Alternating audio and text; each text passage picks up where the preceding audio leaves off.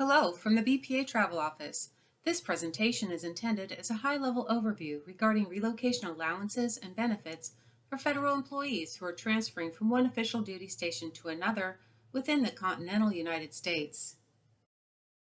Bonneville Power Administration's relocation program is designed to provide both financial assistance and personal counseling and advice for the relocating employee and their family.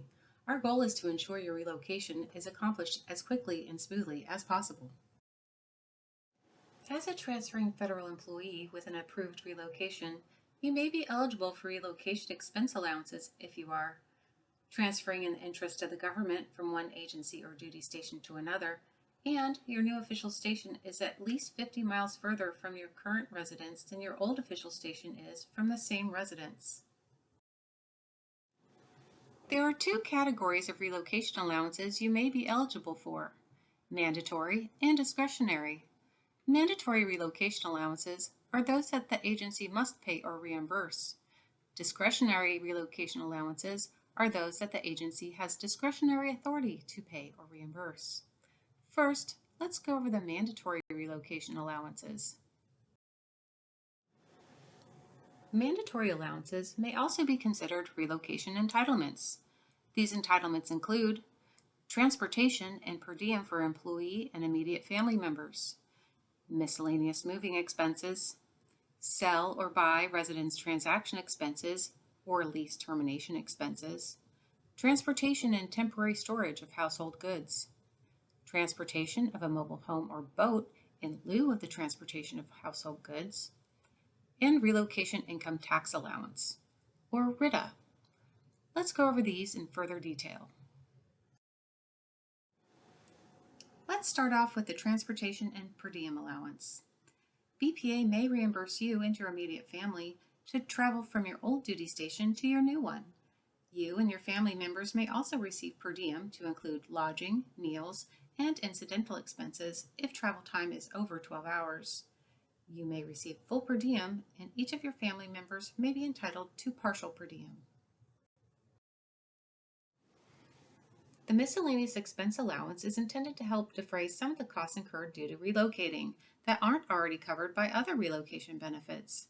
Such costs may include fees relating to disconnecting and connecting utilities and appliances, transportation of pets, and rental cars while waiting for the shipment of privately owned vehicles. Residence transactions.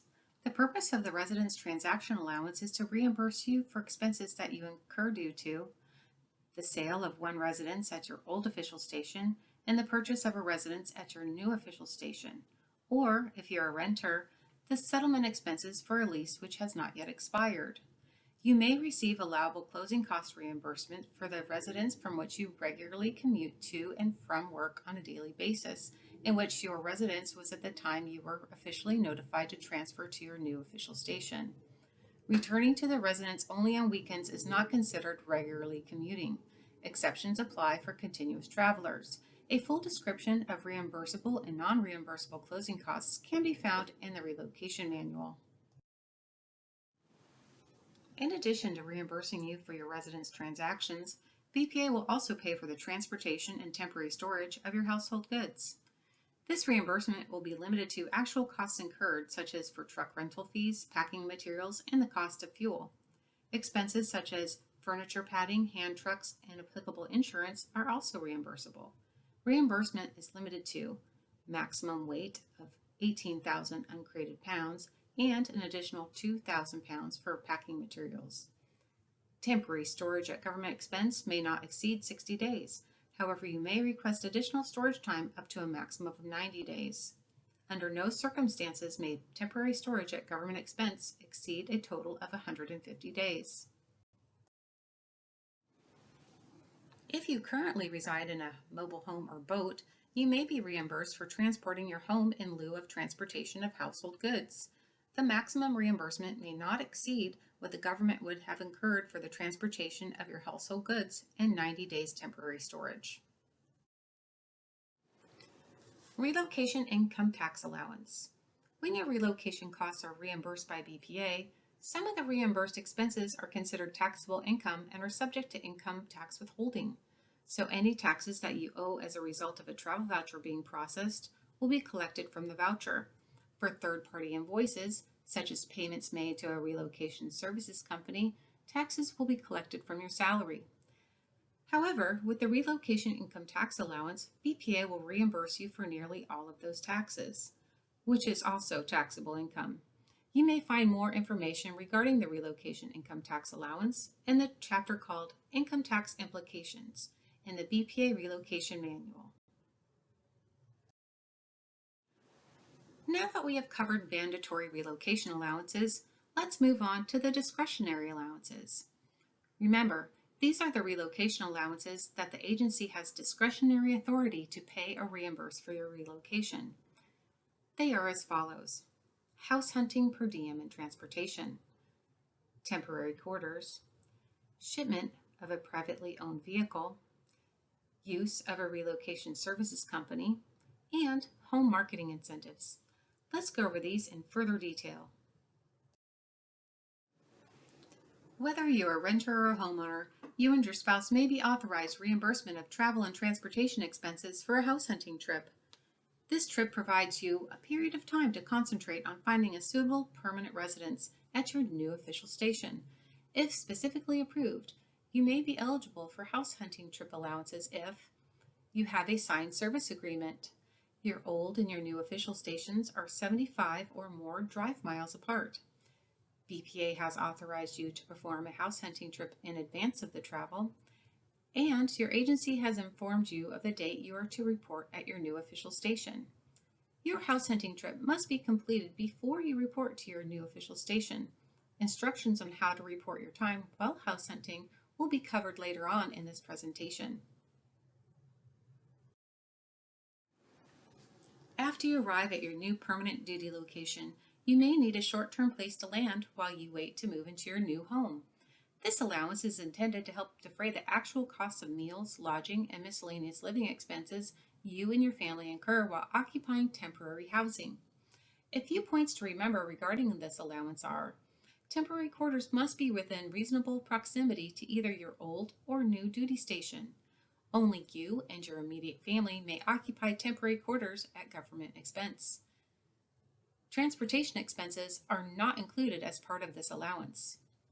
Temporary quarters allowances may be limited to 30 days or may be approved to extend up to 120 days depending on the method of reimbursement you've chosen. Your relocation advisor will go over this with you in detail and provide you a comprehensive overview of your options based on your individual circumstances. Shipment of your privately owned vehicle may be authorized if it is determined that it would be more advantageous to the government to ship your vehicle to your new duty location and pay for transportation of you and your immediate family members by commercial means, such as by rail or air. It is important to note that the distance of the POV to be shipped must be 600 miles or more, and up to 2 POVs may be authorized, but only one per licensed driver on the relocation travel orders. Another one of the discretionary allowances you may be authorized is the use of BPA's Contracted Relocation Services Company, BGRS. If approved, your relocations advisor will put you in touch with a BGRS counselor who will coordinate the transportation and temporary storage of your household goods or mobile home or boat and the shipment of your POV, if applicable. If you wish to move all or part of your household goods yourself, reimbursement will be limited to actual costs incurred. You'll be reimbursed for the truck rental fee, packing materials, and the cost of fuel. Expenses such as furniture padding, hand trucks, and applicable insurance are also reimbursable. Whether you use BGRS to ship your belongings or you wish to move them yourself, the maximum weight allowance is 18,000 uncrated pounds, plus an additional 2,000 pounds for packing materials. Temporary storage at government expense may not exceed 60 days. However, you may request additional storage time up to a maximum of 90 days. Under no circumstances may temporary storage at government expense exceed a total of 150 days. BGRS also participates in the Home Buyout Program. This is an optional program you may use to assist you in selling your home. You are under no obligation to use this program, nor are you required to remain in the program once you have started the process. You may cancel their services at any time, and you will not personally incur any billing. You still have the option to market and close your property without the services of BGRS. If you do decide to use BGRS, you should not list your home with a realtor until you have consulted with a BGRS representative, as doing so will make you ineligible for the program. If you choose to participate in the home buyout program with BGRS, you will be eligible for the home marketing incentive. A payment of 3% of the selling price, not to exceed $9,000, will be paid to a relocating employee who uses the relocation services contract and finds a bona fide buyer for the residence that results in an amended value program transaction. It is important to remember that this 3% payment is still considered taxable income, so the income tax deduction will still apply. However, don't forget that you are also entitled to the relocation incentive tax allowance, which will offset nearly all of that tax deduction. Now that we have covered mandatory and discretionary relocation allowances, let's go over a few important things to know regarding relocation rules and processes. It is important to remember that relocation travel is still official government travel, so the same rules that apply to temporary duty travel also apply to relocation travel. While on official government travel, travelers are required to lodge at facilities contracted with the U.S. government when available. Lodging at these facilities ensures the lodging facility meets fire safety requirements of the Hotel and Motel Fire Safety Act. Lodging rates are set at or below per diem rates. There are no add-on fees. The room cancellation deadline is 4 p.m. or later of the day of arrival, and there are no early departure fees. Although we cannot book relocation travel or accommodations in Concur, as you likely have for other official travel, you may be wondering how to find accommodations that comply with federal lodging requirements. Fed Rooms contracts with participating lodging properties to ensure that eligible federal travelers are guaranteed a room that meets federal lodging requirements. Simply go online to fedrooms.com, create an account, and reserve your stay. Keep in mind that the use of Fed Rooms is not required, but is a suggested method to find federally compliant accommodations. Just as with all official government travel, federal employees are required to use a government travel charge card for all travel expenses related to official business travel, including for relocation. If you do not have a government travel charge card, please see the Travel Charge Card page on Connection for information on how to apply for one. When traveling for relocation, you will also need to charge your time correctly. While traveling between your old and new duty stations, and while on your advanced Housington trip, if authorized, you should record your time as regular duty hours using the relocation work order supplied on the permanent change of station authorization, which you will receive from your relocations advisor. All other hours outside of your regular duty schedule should not be recorded on the time entry page. Although credit hours, compensatory time, and overtime are not permitted, you will still be reimbursed travel and per diem expenses for the days which you were authorized.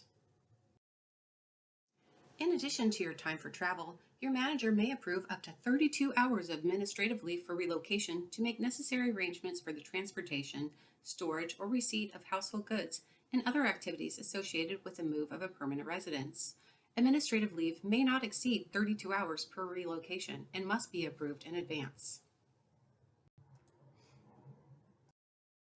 If you're selected for a permanent position and are notified while performing temporary duty in that location, you should return to your current official station immediately. You are not allowed per diem payments once you have been notified of your new assignment, and you may not accept temporary duty assignment to the same location you are being permanently reassigned to. Once you have an approved transfer, a BPA travel representative will reach out to you to schedule your relocation briefing.